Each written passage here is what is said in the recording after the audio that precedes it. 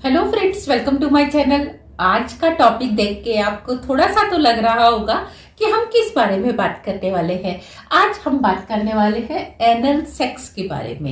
Anal sex यानी कि जो पीछे के रास्ते से किया हुआ सेक्स होता है।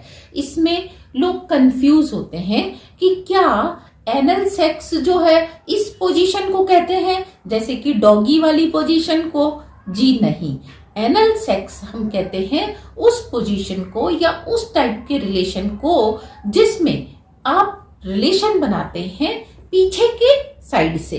पीछे के साइड अगर हम थोड़ा सा आपको क्लियर करना चाहें तो जहां से आप नॉर्मल रिलेशन बनाते हैं वहां से ना बनाकर आप पॉटी वाले रास्ते से रिलेशन बनाते हैं। ऐसा बहुत सारे केसेस में देखा गया है कि कुछ लोग जो कि अनवांटेड प्रेगनेंसी से बचना चाहते हैं वो एनल सेक्स को प्रीफर करते हैं। तो अब अनवांटेड प्रेगनेंसी से बचने के क्या आपके पास कोई और रास्ते नहीं है? और भी रास्ते हैं। आप प्रिकॉशन यूज कर सकते हैं, लेकिन आप प्रिकॉशन भी यूज नहीं करते।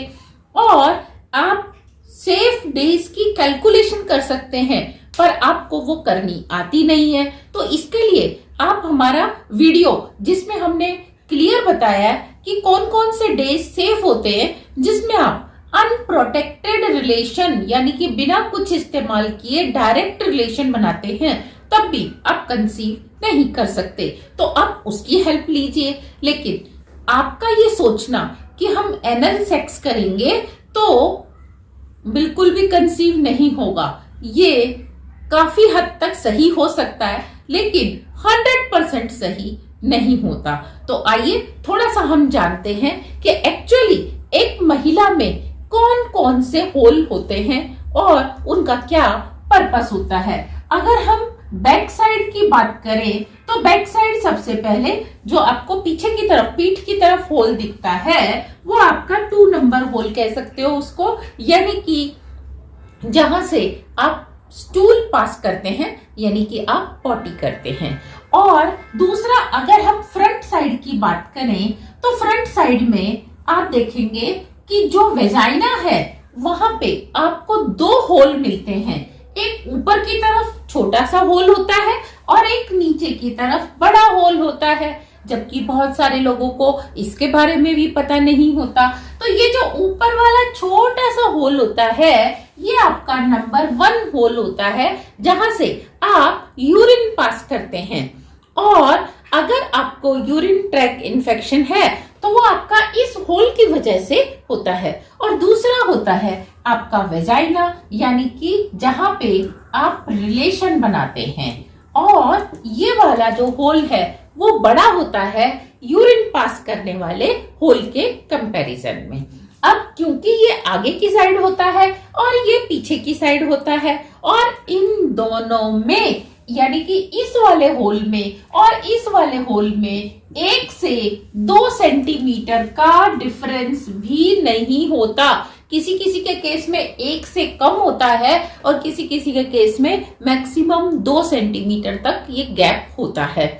अब जो इनके बीच का, इसका और इसके बीच का जो सेप्टम होता है वो सेप्टम कभी कभी क्या होता है, रप्चर हो जाता है। और ये सेप्टम जब रप्चर हो जाता है तो क्या होता है कि आप रिलेशन तो बनाते हैं 2 नंबर के होल में, लेकिन वो आपका जो पीनस है, पेनिस है, वो आपका इस वाले होल से कांटेक्ट कर जाता है। यानी कि आप जो एजाकुलेट कर रहे हैं वो यहां से यहां अंदर ट्रांसफर हो जाता है और कंसीव हो जाता है। बहुत सारे केसेस में जब आप देखते हैं कि खासतौर से किसी लेडी में कैल्शियम की डेफिशिएंसी है, यानी कि उसमें कैल्शियम कम है, तो उनका कभी कभी जो यूट्रस है वो बाहर की तरफ आ जाता है, यानी कि मसल्स इतनी वीक होती हैं। और जब भी उनको कॉन्स्टिपेशन होती है तो पॉटी उनको यहां से आने की जगह, स्टूल जो है यहां से आने की जगह यहां से पास होने लगता है, इस बड़े वाले होल से स्टूल पास होने लगता है। यानी कि उनका सुसु का और पॉटी का रास्ता एक ही हो जाता है। तो ऐसे केसेस में आप देखते हैं कि जब आप रिलेशन इधर बनाते हैं और इजैकुलेशन इधर चला जाता है, तो इस तरीके से आप क्या देखते हैं, कंसीव कर सकते हैं। दूसरा एक और कारण होता है कंसीव करने का, वो ये कि आप यहाँ पर रिलेशन बनाने से पहले कुछ देर आप टाइम स्पेंड करते हैं इस वाले होल में, और जो आपके फर्स्ट 2 ड्रॉप्स होती हैं वो इनफ होती हैं लेडी को प्रेग्नेंट करने के लिए। तो अब आप तो सोच रहे थे कि भैया हमने यहाँ तो सिर्फ आगे 2-4-5 मिनट पास किए, इजैकुलेशन के टाइम हमने यहाँ पे इजैकुलेट किया है तो कंसीव नहीं होगा। तो जो फर्स्ट 2 ड्रॉप्स आगे आगे थी उसमें मिलियंस ऑफ क्या होते हैं, स्पर्म्स होते हैं, और वो आपको सक्षम होते हैं एक लेडी को प्रेग्नेंट करने के लिए। बहुत सारे लोगों की, कपल की ये कंप्लेन होती है कि 1, 2 या 3 डिलीवरी के बाद वेजाइना जो है वो लूज हो गई है।